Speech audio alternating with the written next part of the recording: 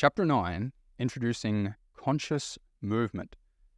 As soon as you resolve any unique mind-body pain unit, its physical pain will be permanently gone, as will the fear of that physical pain because it no longer exists. Full use and control of the previously affected musculature will immediately return. Joy will flow more readily through the body. The energy that was being wasted on tensing your muscles will no longer be bound to that chore and become available to you. Your mind will become clearer and more rational, and you will become more present and conscious. That moment will no longer control your actions or prevent you from doing what you want to do. You will have more power to live your life how you wish. And when you do this for every single mind-body pain unit, you will simultaneously restore your complete potential. Potential for feeling, for moving, for perceiving, for thinking, for achieving, for living. You will wield the full power of your mind and your body and be able to do things that once seemed impossible. The ultimate question is, what's the best way to resolve mind-body pain units? Most methods proposed thus far are bad because they target either the body or the mind, but almost never both. Stretching, massage, physiotherapy, calisthenics, gymnastics, yoga, martial arts, weights, exercise. These are all purely physical approaches that don't even begin to reference the mind, and they are always instructed by people who have no useful understanding of the mind. Someone who has many mind-body pain units may seemingly improve their body function by doing these, though they'll do it by finding ways to evade their existing pain and thus build even more protective layers around their pain. Without the mind and emotions involved, any progress is illusory. Psychology, psychotherapy, Buddhism, meditation, Dianetics, self-development, objectivism. These are far better than purely physical approaches. While they can get people good results, even great results, people often plateau and some people make no progress at all, because they lack the physical component to work with the experience of fear and painful emotion, and the release and reactivation of musculature. There are some mind-body methodologies out there, including bioenergetics, beyond systems, developmental movement, Qigong. Though having explored them in complete depth, I have found them to be either incomplete or too complex to understand, and ultimately not a person's best path toward complete resolution of mind-body pain units. Having studied every single field mentioned in great detail, some 20,000 hours or more to resolve my own pain, I will now present to you a synthesis, taking the best parts from each. You may try this method at your own leisure, and I think it will offer you the best chance available at resolving your own situation. The activity that eventually yields these outcomes is called conscious movement. Conscious movement is a crucial daily activity for any person who wishes to move beyond muscular pain or emotional pain, which are really the same thing, or any person who wishes to become more conscious. If you could begin spending just 15 minutes a day doing one new activity to radically improve your life, it would be conscious movement. Let me paint a complete picture for you by looking at the activity through a dozen or so lenses. Conscious movement is contracting and relaxing your muscles.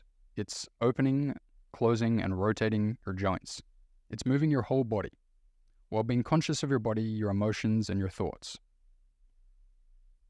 Conscious movement is exploring your muscles, your joints, your mobility, the tensions in your body, asking, what do I feel? Why do I feel it? Conscious movement is lowering your defenses and allowing your movements to stimulate tensions in your muscles, which trigger emotions, thoughts, and memories from your past. Conscious movement is breaking apart old, habitual, inefficient movement patterns and replacing them with comfortable, efficient, precise, low-tension movement patterns. Conscious movement is explorative, investigative, meditative, introspective, contemplative. Conscious movement invites painful emotions and painful thoughts to come into the light of your consciousness and reveal their secrets. Conscious movement intentionally facilitates the complete processing of painful emotions and thoughts and the instantaneous release of chronic muscular tension. Conscious movement isn't only the best solution to chronic muscular emotional pain, it is the only solution. because it is, by definition, the act of working with your muscles, your emotions, and your mind in one connected experience. Let me make that somewhat clearer. Conscious movement is not the Matt Cook method. Conscious movement is the name given to a concept that refers to acts of working with your muscles, your emotions, and your mind in one connected experience. Whenever you're using a combined physical, emotional, and mental approach, you are doing conscious movement by definition. You are triggering the process of consciousness. All that lies between you and the release of all chronic pain from your life is learning how to effectively do conscious movement. On the other side of that is physical comfort and well-being, and as I said in the beginning, a perfectly healthy emotional system, a mind without worry, stress, or anxiety, a mind free from undeserved fear, guilt, and regret, a clear mind, inhabiting a joyful body, living happily, and more energy than you've had in years. After you have sufficient experience training your conscious movement abilities, you will be able to do the following ritual. Do movements that stimulate the chronically tense musculature. Focus progressively deeper on any tensions that you perceive. Ask yourself, what do I feel and why do I feel it? Listen to the thoughts rumbling around in your subconscious. Explore and develop those thoughts. Return to memories of moments in which you first had these thoughts. Notice the emotions that these thoughts trigger. Continue stimulating the muscles.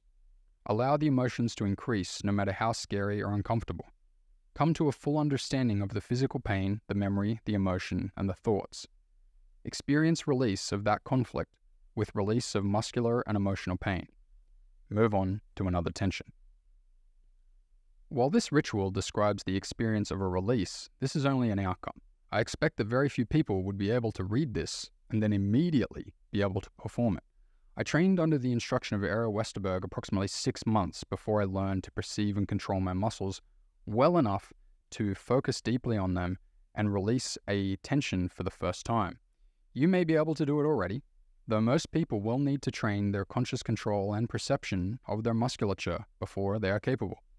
That's why the next chapter will provide instruction on how to reach a point where you can release tension, pain, on command.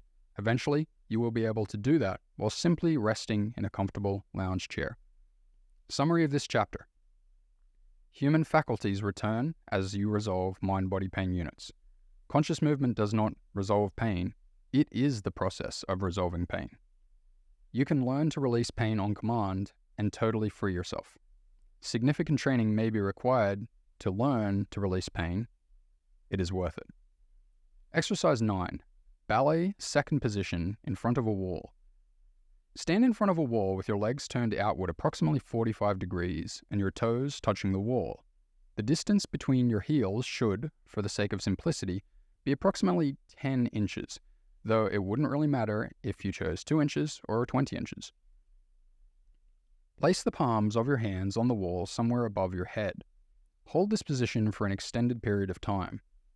You can and should move your arms anywhere you like, as long as your palms remain touching the wall. Turn your focus inward toward your alignment. This is an alignment exercise. Focus especially on your feet, your knees, your pelvis, and your lower back. Try to find uncomfortable tensions in your position. Find where you are unnecessarily holding your muscles too tensely. Modify the pose to be more comfortable. Ask yourself, what is the extent of the gap between my alignment right now and what my alignment could be in the future if I keep working at it?